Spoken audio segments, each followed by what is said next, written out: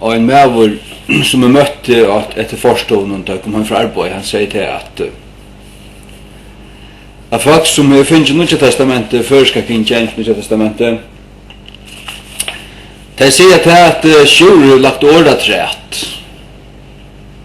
Sjur lagt året træt, det standa forskjellige år som ikke standa i tørrere bøybel, som de halda til jeg finner fra gode.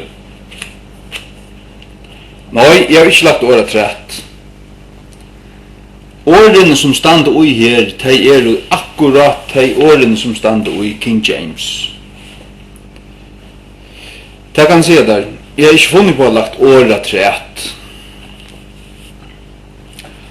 Og det nemlig sånn at tøyengar politikkeren ui King James-bibelen, han tann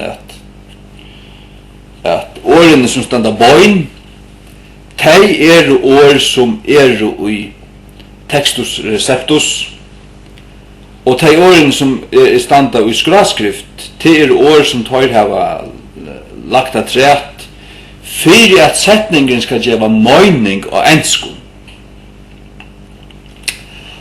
Og grikst og engst, det så lengt i middelen, at det her en ordentlig jegg i middelen her. Men det ikke jegg i middelen engst i 1600-tallet og godt førestmål. Nei. Tan jeggven ekvilja luitel. Johannes 8 fra vers 8. When Jesus had spoken these words, ta og Jesus hei tala hese årene. He went forth with his disciples over the brook Kedron. Fær han fram vid lærersvøyne søynon, iver løtjen Kedron. Where was a garden, hver var en urstagerur.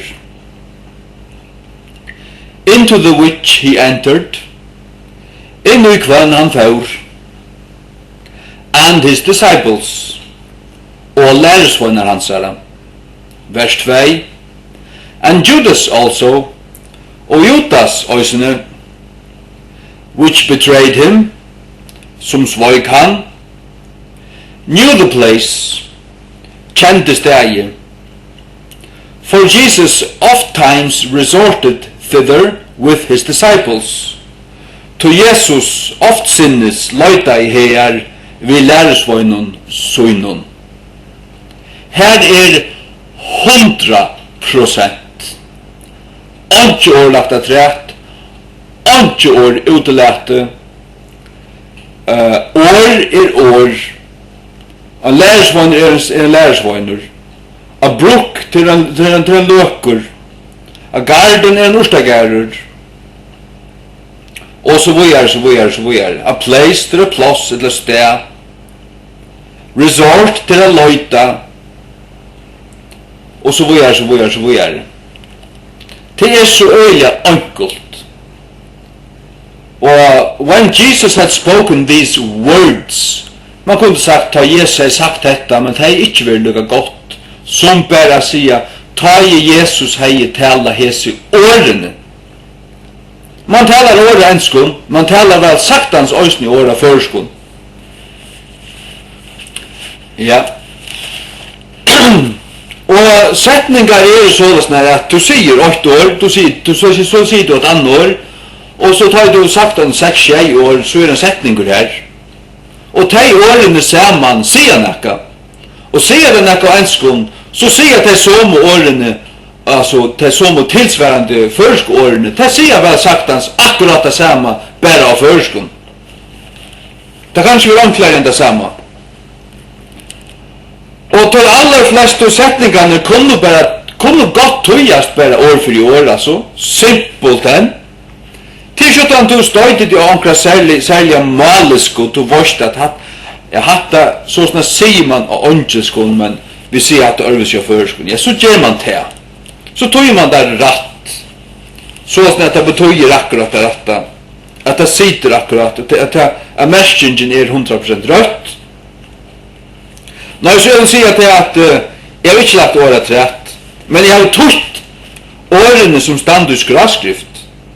Det vi sjølvand. Hvis vi ikke her Johannes 8, langt i vers 3, så stendur her, Judas then, having received a band of men, så stendur i vers 3 kjem her, eller i første King James, Judas, havande mottidje og et li av mannen, a band of men and officers from the chief priests and Pharisees, av mannen og tjeneste mannen fra høvdspresten og fariseeren, cometh thither with lanterns and torches and weapons. Ta kjemur her vi lampun og fatlun og vapnun. Sagt jeg har flott året ta langur fram.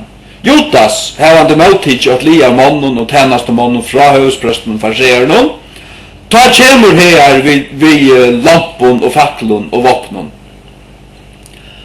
Akkurat de årene som finnast i versen, de somo årene finnast i to versen som er tørt. Akkurat lukkan jeg vår. Kishotan til dømes til ensk året before, at det kan være av føreskon framafyre, eller undan, eller åren, eller framafyre. Anko du fyrir 8 engst år sunter i 2 føreskår, til dømes framafyre. He stood before him, han stod framafyre honom, til dømes. Men altså, jeg har simpelthen tøtt akkurat årene. Til dømes her i Johannes 8:5, they answered him, Jesus of Nazareth. Tar sver av honom, Jesus ur Nazaret. Jesus saith unto them, I am he. Jesus sier vi tøyr, han, og he stender vi skraskrift, og jeg har skriva han vi skraskrift. Jeg har simpelthen vært spekeliane i jøkken teksten, vi finner noen, stekka her som et år i skraskrift, og gjørt alt skraskrift, og så færre spekelig av å gjøre. Det har vi gjort, bønt at han at jeg har tøtt og blæsøy, og så har vi gjort det på en av det, og så har vi vært i jøkken atlan teksten, og etterkanna alt det høyla, og gjort det årene til skraskrift, som også har vært skraskrift, og akkurat høy har vi er neisøyn lagt akkurat lyd i år, førest år inn i middelen, til dømes with, den eneste teksten kan skal si bare vi, og så har vi hukt i Dahl og Viktor, tar seg saman vi, det er akkurat som det bor ui til enska teksten, at det er saman vi, men hvis vi sier vi, så gjør det versligt, ta øyre være saman vi, eller til det som det møgnast vi, ja. Ta vi skriva saman i skraskrift, men vi i bøynarskrift, tog at til vi som sverar til with. Altså her stod ikke together with, ja. Så har vi arbeidt ved teksten, og jeg har fullkomlig røyna samvisko fyrir gode og fyrir mannen. Jeg har ikke svika, jeg har ikke sjonglera eller fuska, jeg har gjort det fyrir Guds asjøn. Vi løyver som innsats. Jeg skal ikke Jesus i egen ta i ferie herfra, at jeg har tøtt hans år ratt. Og jeg vet at dette bøtjen, Guds bøk, og jeg har tøtt han over til førest akkurat, så som han 100%. Take it or leave it. Det mestesverst av suttja ta i samarbeid King James og Luther og ta gamle dansko. King James, ta gamla danska og Luther, som tuttar etter samma streimi av manuskriptum. Til mestesverst av suttja til at man ser til at her bor en viring fyrir årene. Ikke bare fyrir årene, men fyrir årene, tjatøymon altså. Ja, hvis du har hukket etter sånne lenge innslagene som gjør det så lærer det om Tui King James til først. Man kan slå upp i hinna bibeln och alltså man har ordet för stand här, man har stand här, man har stand här, man har stand han eller man har stand Jesus. Testamentet självande rätt chattaimon. Så gick man och Dal Victor här flyter allt. Det tror jag att här är färnar av spåren. Det är ju spåren. Hesar. Det är ju spåren. Spåren någon. Till öjna spåren. Ja. Här som man har viding för åren. Det är Guds år. Det är åren till Gud. Åren i hans bok. Och det samma har jag finnit mer och i mitt hjärta jag hade god och giv mig det. Jag struttest vita och jag hållit och Arne börjar jag toja. Ta lukka som var alltid omafyrt av oss. Det flöjt alltid, man för sålas när, så får man sålas när, så får man sålas när, så får man sålas när. Och istället för att man ska bara dunks, bara bunk ner då. Bom. Se King James 8 så lägger det bara bunkt manna.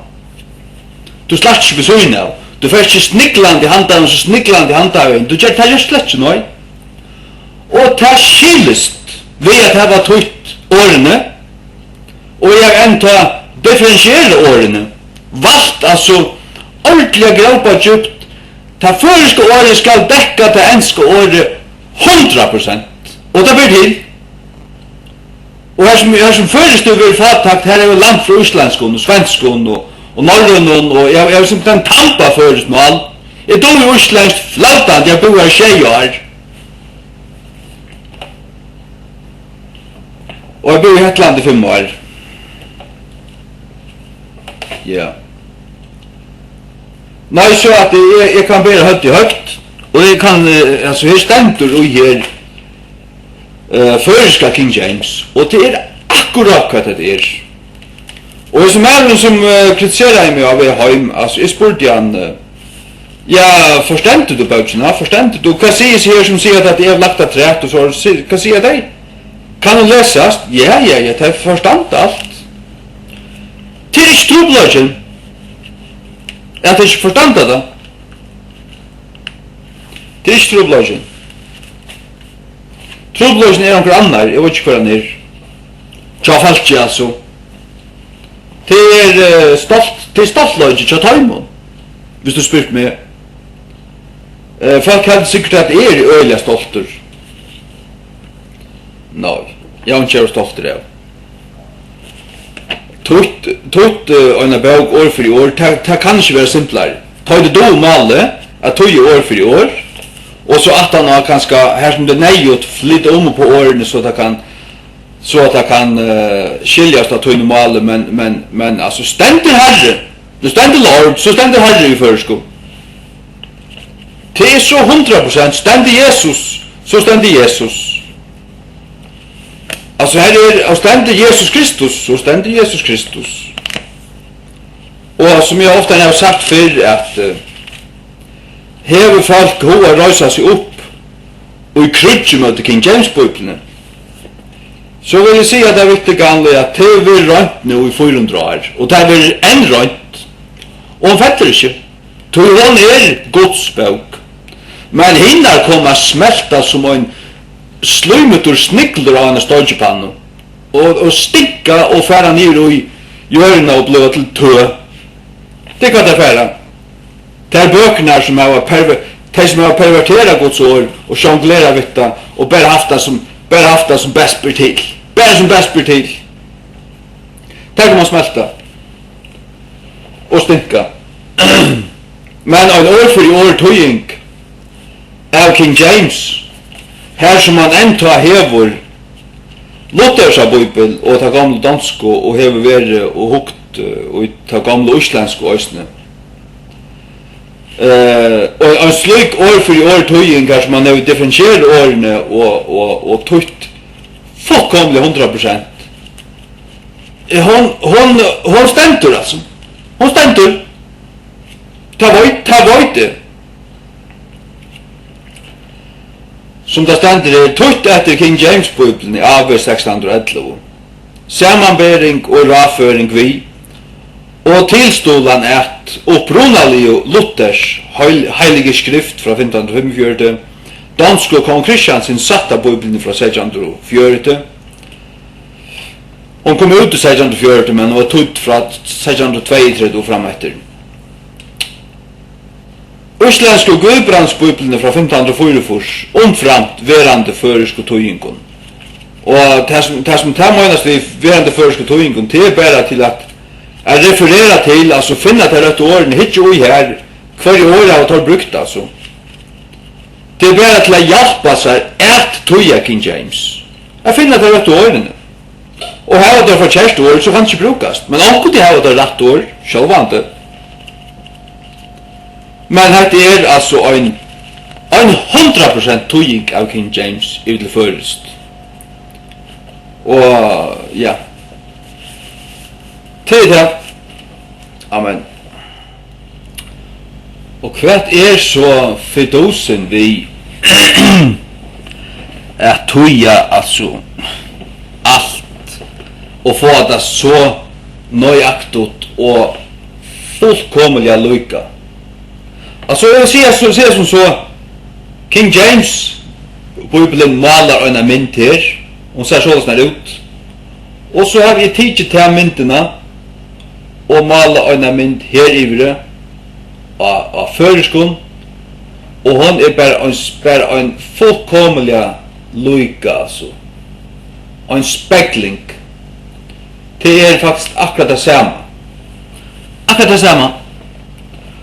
Og 2006, 2008, 2009, ja, 2006 til 2009 les jeg ekstremt nek i King James Bibelen. Tøyma hos dagen ofte. Ja, faktisk, nesten alltid, altså. Ja. Og så sett man her og les, og så forskjellige ting og salmonen, altså, hvordan. Og det var sånn ekva nuanser, og det var så, altså, helt utrolig. Og så åpner man lykka dals av Bibelen, og det var bare, altså, som skimma mjölk at det møte, altså. Her var ikke, det som du sast du her, det mangla i ut i første Bibelen. Det var bare, det var ikke det samme her. Her var ord som mangla, og verset her var 12 regler, og verset i dals av Bibelen var skjei. Så skal helsten av, det var bare helten av færre år, altså. Det tror jeg at hebraisk sånn at man endurteker øyelig ofte annet, det som man sier. Men det bare varvått, og i Ben Chaim, alle endurteker du varst da. Men i sånn her moderne og modernisere og versjonen av Gamla Testamentet, Stuttgart og alt det der, Ben Asher-teksteren og Stuttgart, Biblia Hebraika og alt det tvattle. Her har man kondenseret det, omskrivet det og til vårt. Ja, brøtta. Og jeg simpelthen, jeg ble så gav over hese bøkene her, King James. Og jeg har en vittnesbord, og jeg har en og i munne hjärta om at dette simpelthen Guds bøk. Jeg prøver ikke å lære hebraisk og grekst for å kunne lese Guds ord. Jeg har det fullkommet og i ensko King James fra 1611. Og ta jeg begynner jeg tøya, så kom det sånn til mun, vårt kvart, ikke brøyta. Gjerne bare akkurat lykka, tunga og djupa og saftiga og spikota og grøntførska og galla og lett det bare få håpun av henne, lett det standa høttun og gjeile og skrutja og kalla med svekan og hver de vilja til deg. Men jeg gjør det av kærdaga til Guds år, Og først og fremst for meg sjálvan. Først og fremst for meg sjálvan. Jeg skal hava en perfekta versjon av Guds ord i førskål. Ikke en versjon.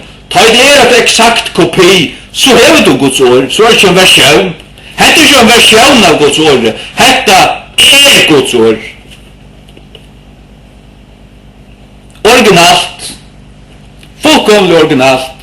Og til det som jeg har gjort ved første King James.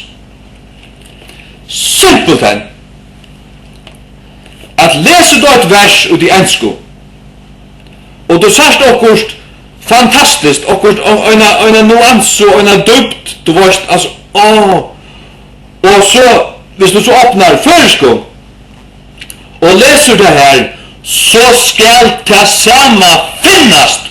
Og her, av linjene, ikke middellinjene, det skal finnast og i teksten som et år, eller som en lir av en år, og stavelse av en år, eller det vorst. Det skal være akkurat her. 100%. Det ber til. Det ber til, bare hvis du har viring for i årene. Og det har vi haft, og det har vi. Først skulle du heldig sloppe at støttene, enn at det skulle avnokta Guds ord, etla brøtta i møte med en samvisko. Ja, og kalka med høsten. Og en av større grytu. Akkurat det samme. Vi er bare ferdig hånd til Jesus. Og i kvalta så finnes man åttra. Ja. Og jeg angår det bedre, altså. Angår det bedre. Det er så ikke møyna bedre enn å bo her nere i oss. Og jeg stikkende gjør. Når han leffer, man har alltid ut av sin rett. Jesus kommer kjøtt annars, det var ikke.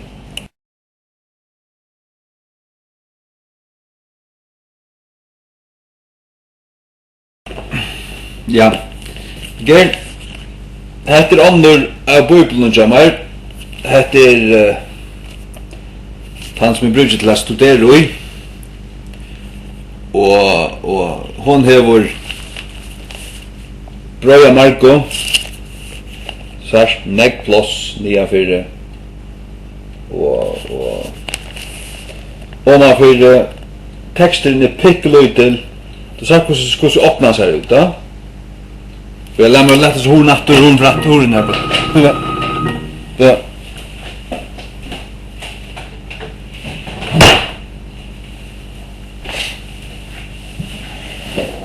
Ja, gøy.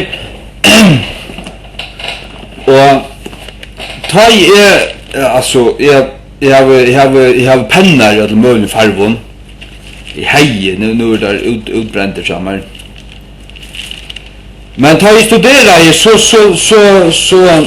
hvis det var så Guds ord gav lukka som negting, hatta, og man sa lukka som her sier han 8, her sier han et annet, her sier han et 3. Så talte jeg alltid tingene, og skriva det opp ved søgna, det var stilla, altså bant søgna, va? Og I markene.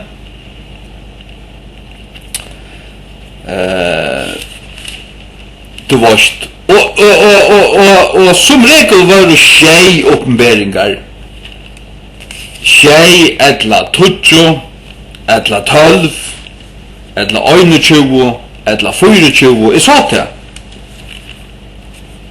Og så kan man også hitje sint inn I Bibelen egno numerologi. Altså talfrøy, du varst det, tøl hava sånne meshing. Men til dømes her og I 4 og 17 Petersbrevet, her stendur heila I anden, nevntur tjeiferer, men bare King James, og til gamle dansko og luthersa Bibel. Men Bibelen tjadal, og Victor stendur nevntur 6 ferer. Det tror jeg til en menneskenslig bok, som ferdig ur spåren og ferdig datt og nyer. Og hon akkar som hon en veik endurspegling, jo, du kan få nok bors ur her til at bli frelstur.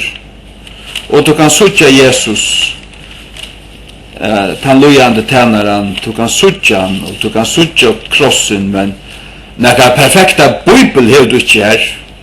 Det hev du altså ikke her.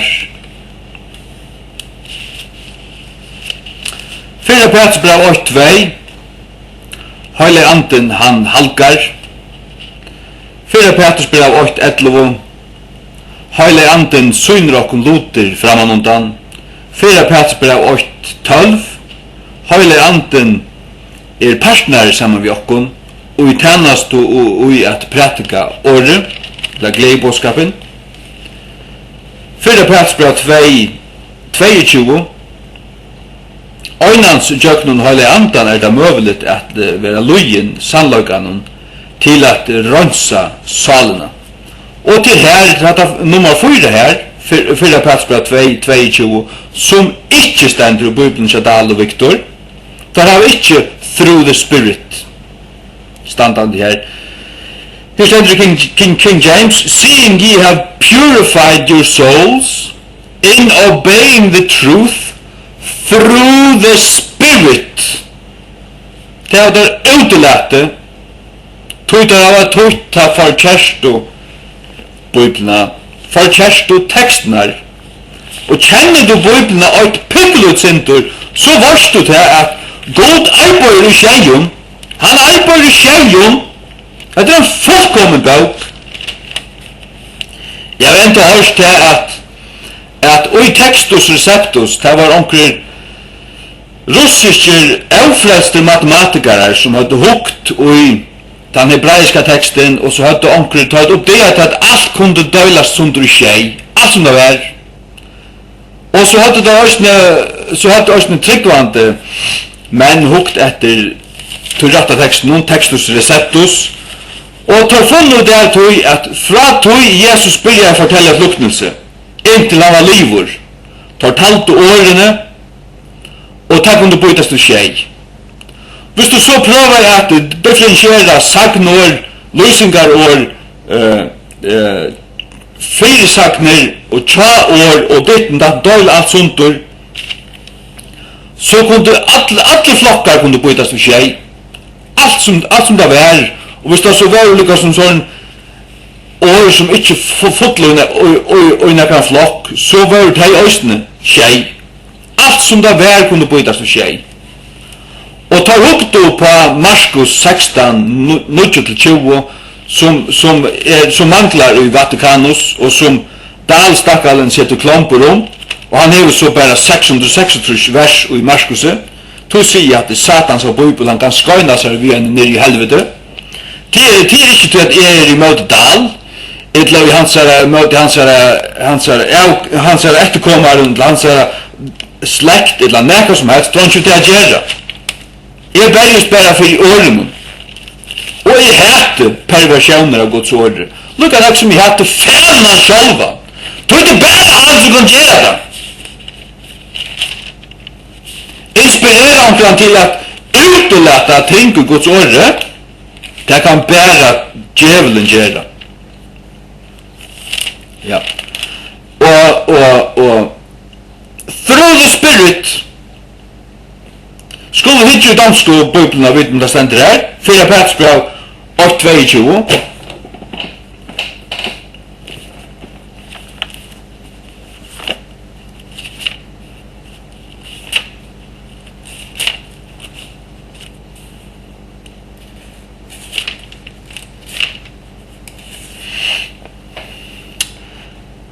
Renser eters sjele i sannhetslydighet, formedelst ånden.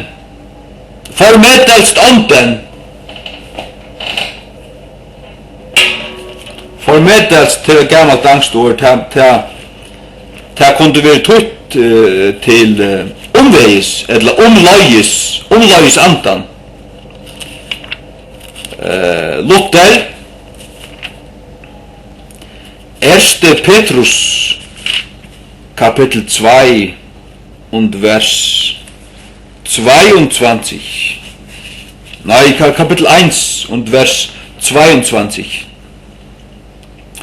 Und machet keuch, also eure Seelen, im Gehorsam der Wahrheit, durch den Geist, Jögnun Andan.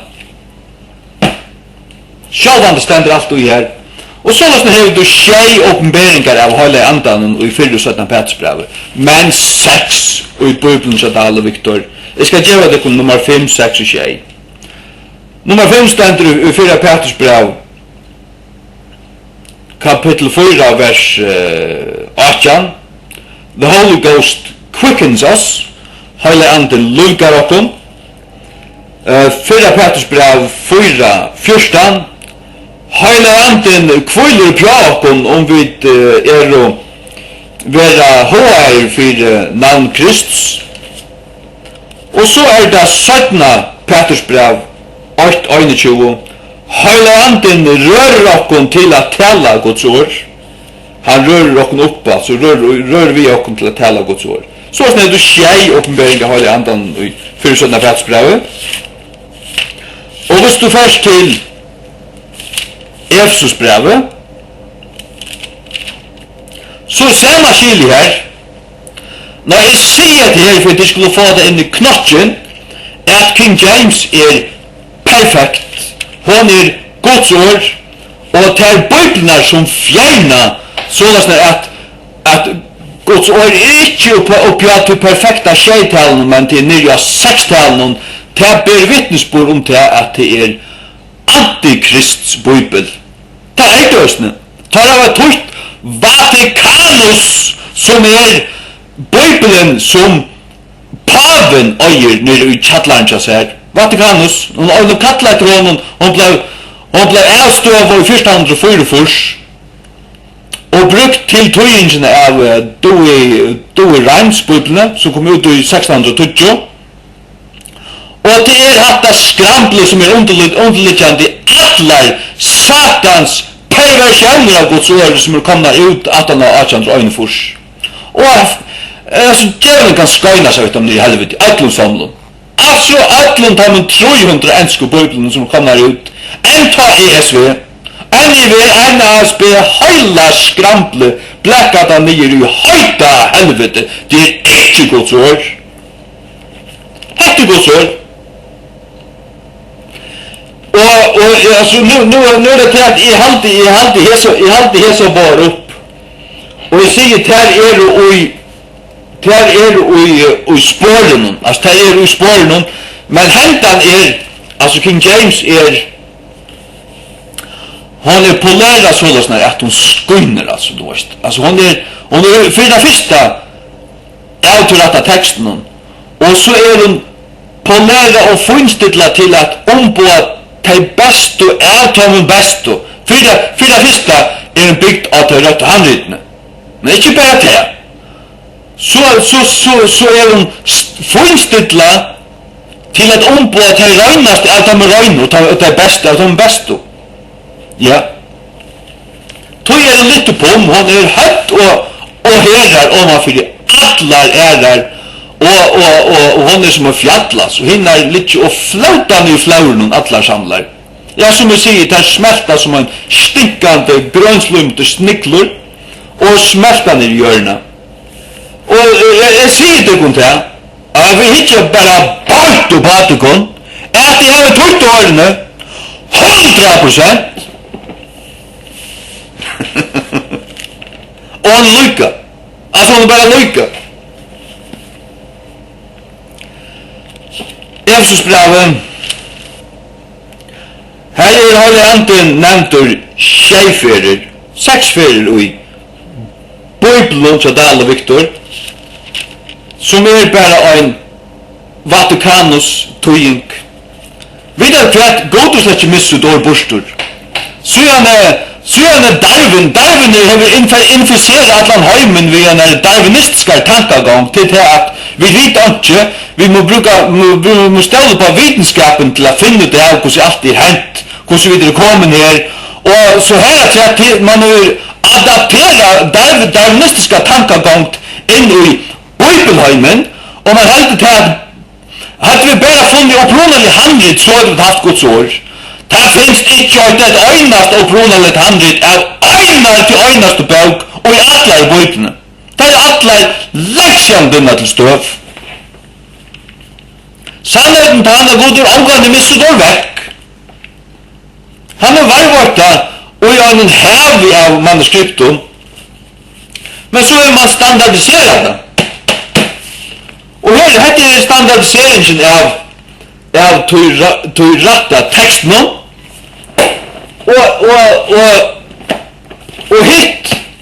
hitt hever andre standardisering i røver. Det som jeg sier, det en evolutionistisk tankagångt, og tar andre littner. Og det sier det også som gjør NIV og NASB ut, det en prosess. Altså, vi leiter stadigvæk etter Guds åre. Det fullkomlig greit høyler, altså. Kallhøytner greit høyler. Og stedet for hette bare nygjort. Hette ferdig, altså. Ferdig. Hun bare her. Og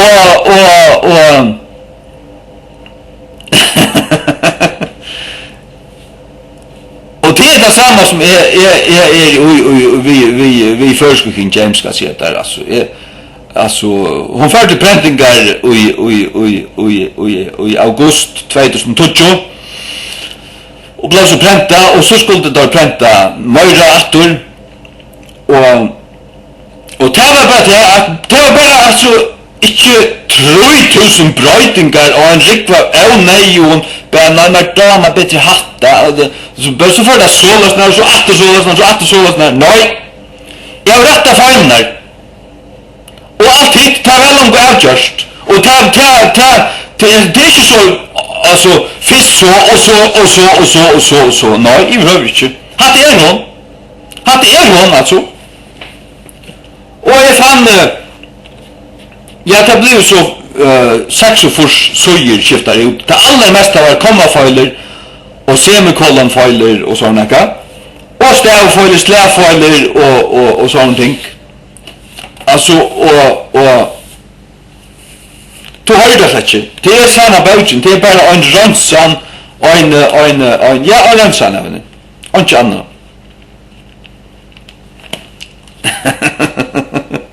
Halleluja skal si at det er så bønt framligende. Bønt framanna. Bønt mitt leien at det er. Knall framanna, altså bønt framanna. Sannløkkan så bønt framanna. Igen, Efesus brevet. Efesus brevet. 8:13. Her sutja vi videre innsiklag i halve andanen. Efesus brevet 2:18. Vi tar etgångt vi andanen til færesins djøknun sonen. Efesus 3:5. Heile anden åpenbærer løndardomar Kristus. Efesus hatta nummer 3. Nummer 4 er Efesus 3:16. Heile anden styrker okkun så vi vil styrkt vi heile anden. That he would grant you according to the riches of his glory to be strengthened with might by his spirit in the inner man. Så vi styrkt vi heile anden. Hatta nummer 4, så nummer 5. Det er for the fruit of the spirit is in all goodness and righteousness and truth. Her sier Bibelen til Dale Victor at avvøkstur ljósins. Det Alexandrisk avvøkskan, ikke øyter i Bibelen annars avvøkstur ljósins, til avvøkstur andans. Tar tro på ljóse, og tar høyt en sånn ariska hoksan, tar høyt en gnostiska hoksan, tar høyt en New Age hoksan nere i Alexandria. Og her er det blått år i ante til ljus. Det er rett og han i den sige ante. Så er det hendan bøkken her, ser sjálfare vittnesbord, fer at han fer, at hekter godsår, tingene kunne bøyta sundre tjei, og hinnar, ja, ta fatla som nere 6, og tog det en menneskenslig bøk, tog ikke godsår, til ikke godsår, jeg sier til ikke godsår, ta det fatla nere 6, nei, godsår oppi av tjei, ta kan jeg fortelle deg, ta kan så koste det bare på skåna der vi tunne Dalsbøybel, eller tunne Viktorsbøybel, og ikke godsår. Hon en femmans perversjon av godsåret. Jeg kan stå bare at det var smyrjegronna der. Og en femmans perversjon av godsåret. Og det er ikke for greflet sagt en gang. Det er bare sannhøyt. Hatta kan man ikke sia. Jo, det kan man godt sia. Det er sykt. Ikke sia da.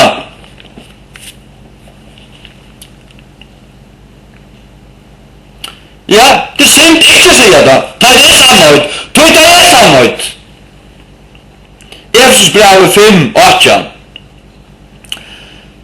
Her stendur at vi skulle være fyllt ved hele andan. Efesus brevet 6:18. Vi skulle bli alltid i andan. Tjei, du finner ikke noe åpenbering av andans virke og i løyvins tryggvandi enn hessa tjei.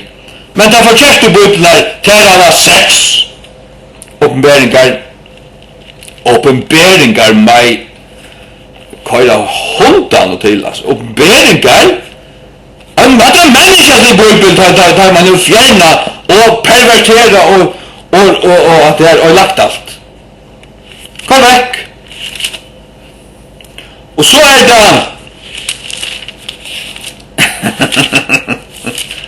så en dans. Jeg får lykke stekka kvile meg sinter. Og i King James Bibelen stendur ordet word skjeifer vi stauren i Nye Testamentet. Altså the word of God. Og det stendur ikke bare hver til øynast for vi stauren som man ser i sånn lovsangskauren og alt det her. Og han stendur vi stauren og alt det tvattlige på en tråd ikke fantet jo. Nei. Ordet word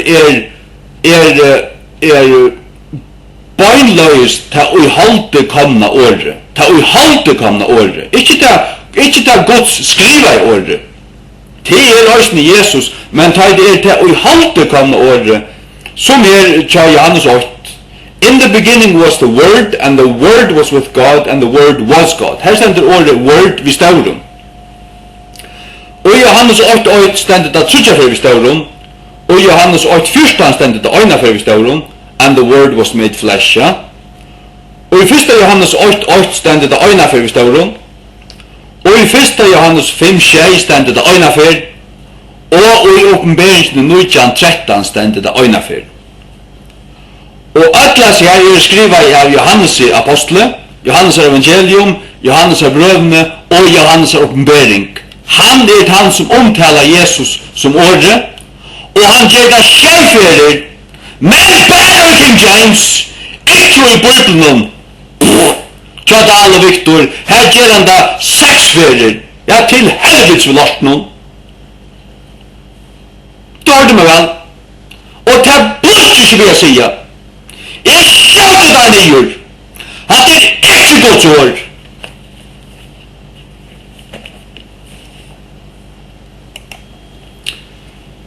Bibelen sier meg til at det er en god og en mittlengång med vår mittlenggods og manna. Og mittlengång med vår kommer 4 skjeiferer i King James, men 6 ferer i Bibelen til Dahl og Viktor. Nummer 8, Galaterbrevet 3:19. Nummer 2, Galaterbrevet 3:20. Nummer 3, Galaterbrevet 3:20. Nummer 4, 4 Timotheus 2:5. Nummer 5, Hebreerbrevet 8:6. Nummer 6, Hebreerbrevet 9:15. Nummer 6, Hebreerbrevet 12:24. Tilfellet her som det ikke kommer 4, det i Galaterbrevene 3:20, og i 17 halta versen, her kommer det ikke fire i Bibelen til Dahl og Victor, men det kommer fire skjeiferer i King James.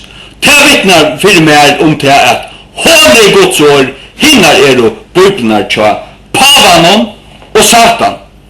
Og det sørste som jeg får vise av, som også stender skjeiferer i King James Bibelen, som også omtaler Jesus. Jesus er Guds syndafrie, fullkomne soner. Altså han er faktisk den eneste syndafrie medveren som nekker til livet. Og hans tal er søren danser mye sex, men det er ikke. Sex er tal mansens, og 636 er tal antikrists, og det er paven i Rom. Det er alle antikrister, og det er tøy som har givet dere bøybler fra Dahl og Victor til helvedes og lorsken.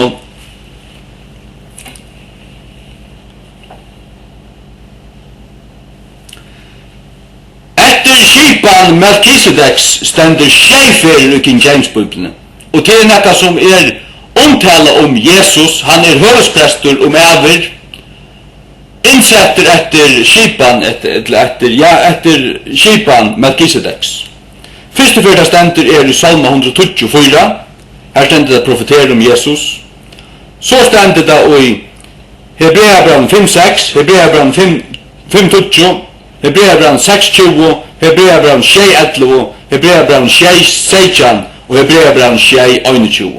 Og det er 6:21 som er fjerna i Satans og pavans perversjonen av Guds ord, og det kan Satans skøyna seg vi. Ja, nå har vi lurt etter snir. Jeg synes det ekkert litt, men ja.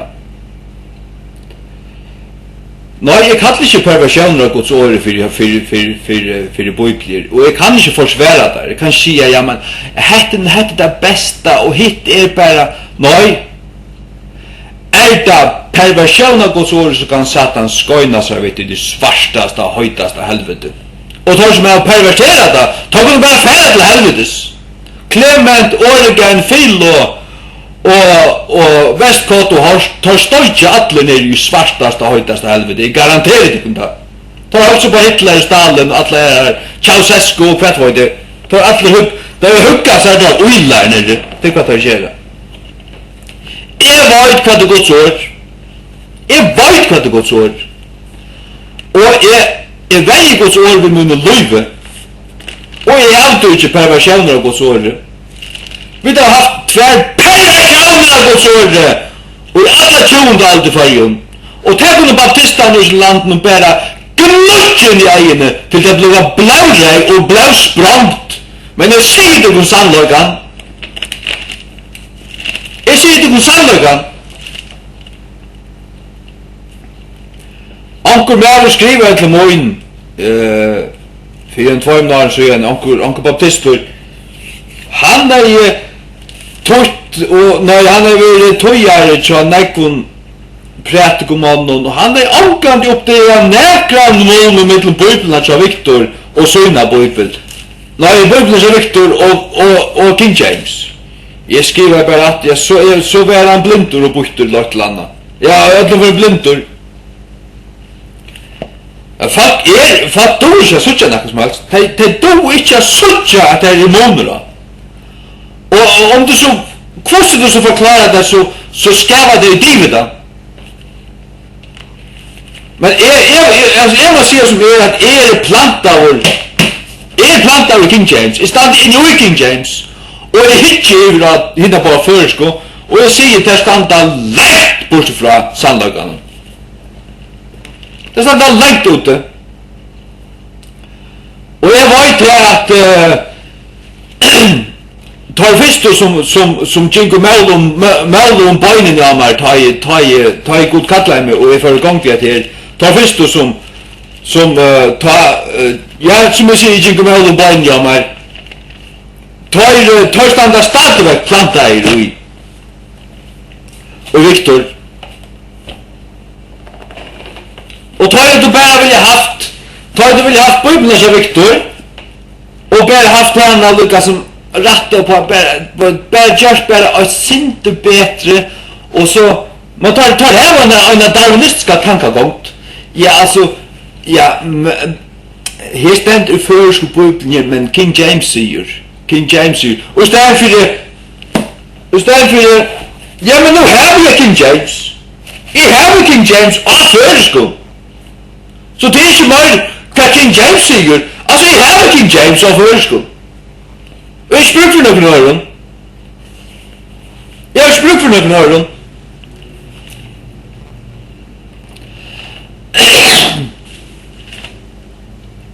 Och jag ska säga det här att tar konto rätta.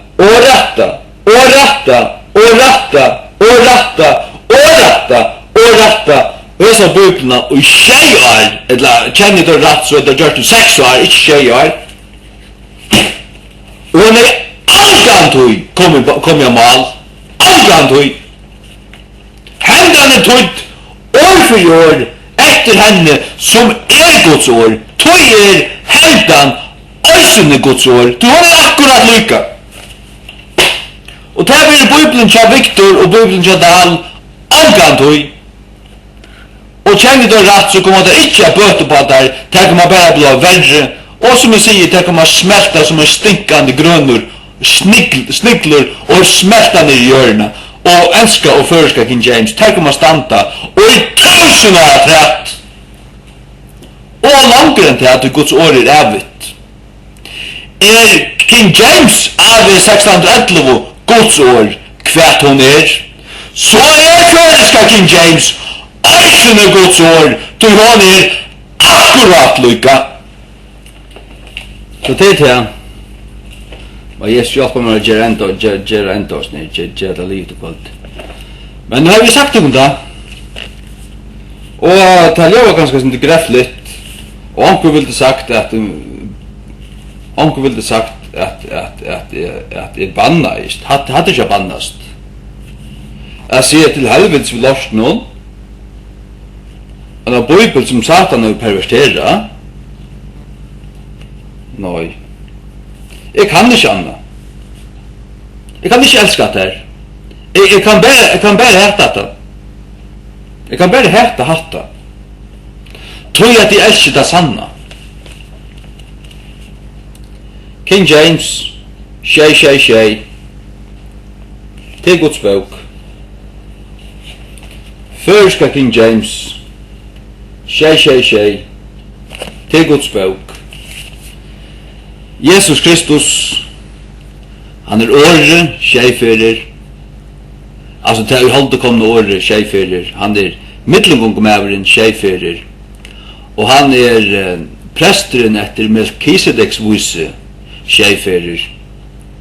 Heilig anden hever tjej virker i Efesus breven og tjej virker i 4:17 Pets brevet. Alltså det är så pura sallar klart hatte Guds år. Och hatte Bibeln till Antikristi. Bibeln till Viktor. Bibeln till Antikristi. Hon omboar Antikrist. Pavan. Reidar till att lägga han väck. Reidar till att lägga Pavan och Satan väck. Och att älska Guds år. Älska King James. Och förska King James. Ja, man förska akkurat lycka. All åren är gode. Och för jag säger att jag pjust inte skamma mig. Nej. Jag har det gott. Sån väl. Jag vill säga att jag säger det och säger det som det är ramliga och säger till helvetes vid lorsten. Ja, det är det endaste som är på sitt plats. Ta att det är perversioner av Guds åre.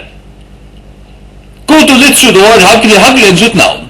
Och inte ska släppa pervertera Guds år och ta släppa stant och mun land och det är inte även mun deja kropp. Nej. Även mun stökta og kauka kropp. Jeg råkner med døren på forhånd, så tog kan jeg oppføre meg sånn som jeg vet når jeg halter jeg snær svekker, eller ikke ut, jeg kunne halta meg ved svekkan. Det kunne halta meg ved svekkan. Jeg vet at jeg ikke svekker. Jeg har bare kolossala sterska meningar, og avlukt tar de fleste føringene, så tar jeg seg der, brøla der ut en ta, og lekkje det ut av YouTube og lette alt bare flenne og spotta og akkur. Men jeg lette det kunne slett skriva vidmersingar, de kunne sige hva de vilja, de kunne halda hva de vilja, men det halde jeg òsne. Jeg sier òsne akkurat det som jeg halde, og det som jeg sier, det er det som jeg mener. Og jeg sier det kunne sannløyga. Jeg forsværa Antikrists bøyblier, det har jo vært godspott, det har jo vært sint, ta jeg ikke sov godt, ta jeg ikke kunne hukt god bønt i egene. Men jeg sier at det er Antikrists bøyblier, og det burde være blekkar til helvetes, det er bare det eneste rattas. Det eneste rattas. Det er ikke godspott, det er ikke avhøvest, det er ikke galevitt i overhøver, det er bare ratt. Bare ratt. Det er kan vise dere hver bæk og er Guds ord. Hentan og hentan.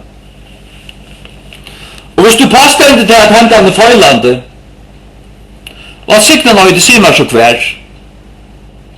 Sier man så hver. Vis man feilene hvis du finner nekrar. Du skal løyde rattelig vel. Rattelig vel. Gå natt. Jeg tåser slett ikke såløsene vanligvis. Du kan snakke av folk som har kjent meg alt mitt liv. Jeg kan ikke si til helvetes vi lorsen. Det gjør jeg aldri. Jeg tåser ordentlig. Men, heter ikke hva som helst. Bibelen er ikke hva som helst. Jeg vet hva Vestkott og Horst kommer vi i Asjand Øynefors, og jeg vet hva det var inspireret fra. Det var inspireret av helvete. Og det var et plott av Jesu ytton. Tar ivertøk og atler tar hakker og lærestånene i Europa, tar ivertøk og alt teologiseminariene, tar utsendte sånne jesuitter ur Rom, til å knekke reformasjonene. Og så her var det, jeg hikker etter disse filmene, av Lamp in the Dark, og østene tog nummer 2, framhalten som øyter Tears Among the Wheat. Jeg har akkurat lagt et klipp ut av noen idé. Hikk etter tog, og tog vilt øtast, det er alt jesuitter, som stand 1840 nødjo, perversjoner, tar vilja bare knekka King James. Tar vilja taka bite, tar vilja stjala Guds ord fra folk ved at djeva dem etterlukningar. Det er akkurat som hvis onkel bortur ryker med av og fyrir nir til Marokko og Lottland, han har et fullt godt Rolex-ord for 15.000 kroner, og så kommer onkel fatak og søle med over her, og snuiter til ekte godt Rolex-ord i hans hånd, og for oss som ser flotta ut. Gjev meg at du skal få hetstein fyrir, og at det er åpenbart nek bedre, ja. Så han gikk ut og gjør en vikut latt fjær, og så stekka det og gudle at det her fyrir av blod svarst eller fyrir av, så bare nått potta jatten innanfyrir. Han hadde nått potta jatten. Altså bøyblene her, antikrigsbøybler, nått potta jatten. Hekt i gudle. King James. Hekt i rekta gudle. Tverstur røknun, tjejfyr rønsa. Ja. Når jeg begynner å si at jeg tås ikke sånn her, og jeg stod ikke til at man tås sånn her. Jeg stod ikke til at man tås sånn her. Men jeg har aldri til at Anketøy et undantag. Ta det Guds ord som blivit pervertera, ta blir sverkur. Ta sier til helveteslosten, altså vi til pervertera losten, men hetta spotta jeg ikke. Men spotta til hetta. Så vil jeg avvære det. Så spotta du Guds sanne bok. Det gjør du.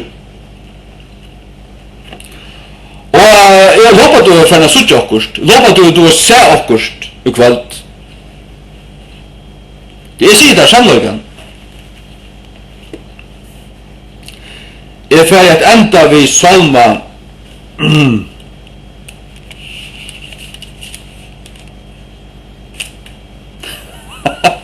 jeg åpner bare hitjen inn og eit der. Plutselig ikke ble opp.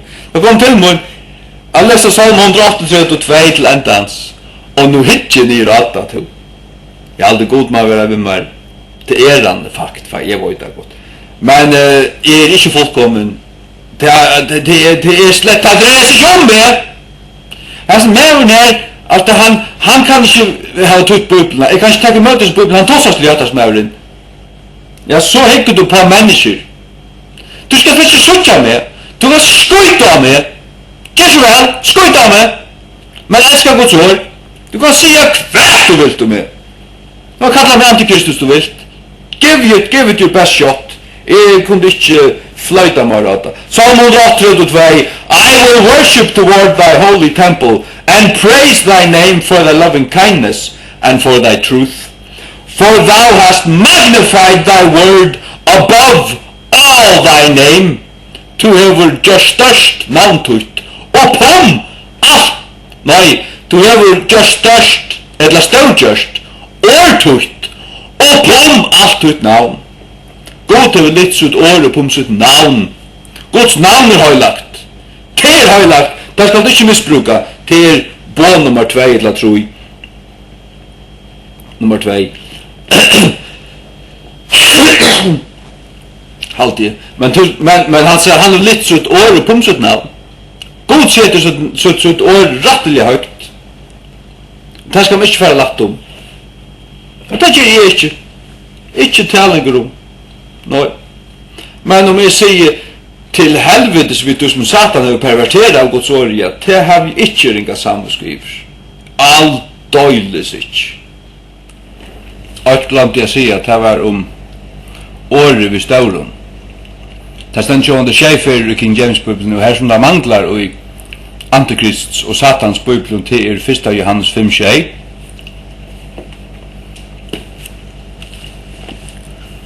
Johannes 5:6. Og til det mest avlåpna i Bibelen. Det mest avlåpna verset i Bibelen. Og det er og størst preg for at det øyra standa. Akkurat til verset øyra standa, så sunda stendur i King James.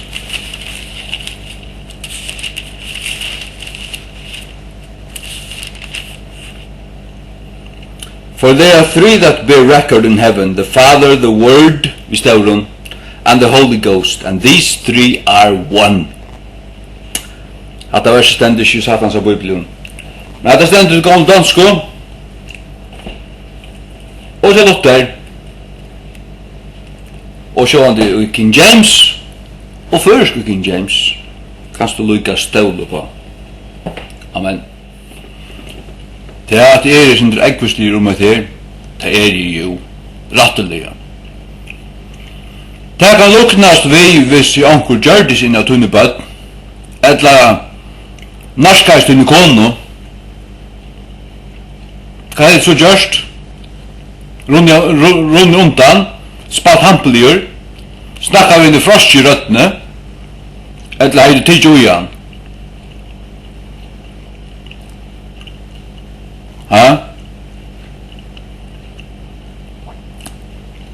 Jeg øyna for å knalla til en dronk.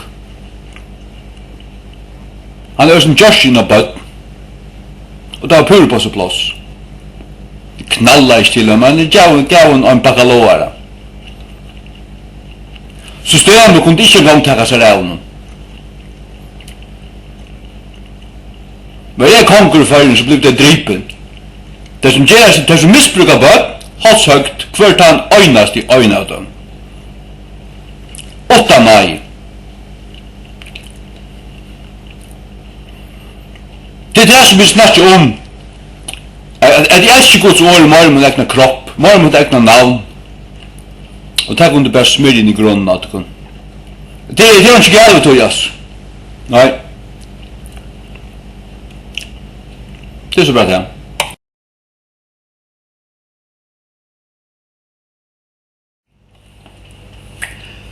Det som jeg nok glemte å si om Markus 16, 9-20 til det at jeg ser så må tryggvande menn som du har grikst, som hukte etter retta teksten, altså tekstus receptus, her som öll Guds år standa vi.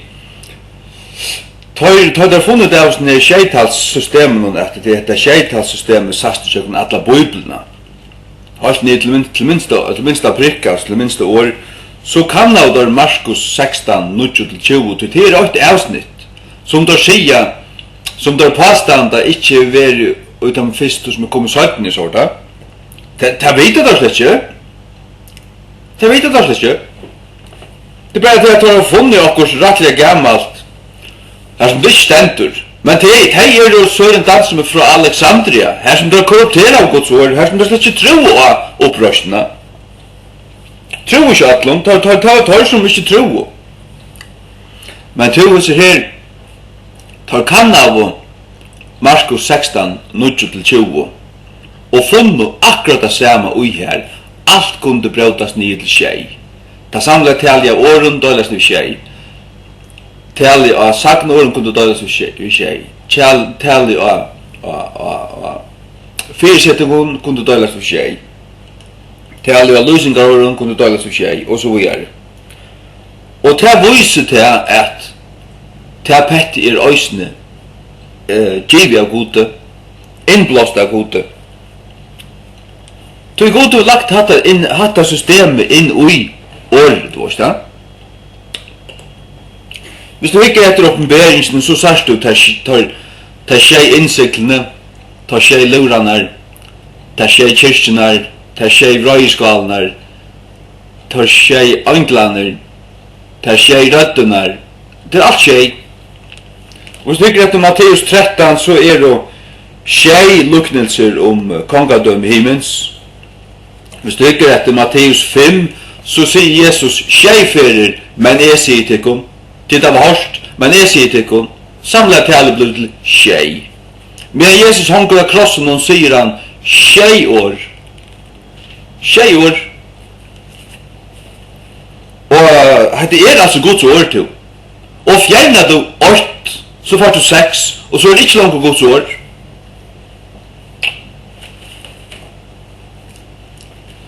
Så er det antikristisk bibel. Men det kunne det godt sagt dere på forhånd, det er dette. Du tar det tøyt antikristisk bibel. Heser skauler så fullkomlig av fra antikristisk på denne veien. På denne veien, tar seg av det i forhånden. Forhånden fremst i King James bibelen, her sier det, så sånn her.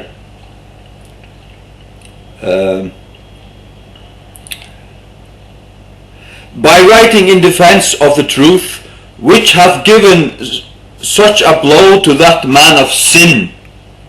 Til paven. Ja.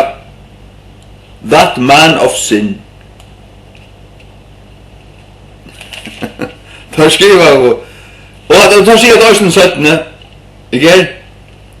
So that if on the one side we shall be traduced by popish persons at home or abroad, popish persons, det var tårna futsin der. Det var tårna som alltid lau etter døgnen og ville få der å fatla. Det er folk begge som bøynløs hev i katolske skøtjene gjerra, og som stolaren i røver. Vi skulle fullkomlig kvett alt samband vi antikrist kyrkjo, og bare ha samband oppetter til Krist, ongan annan.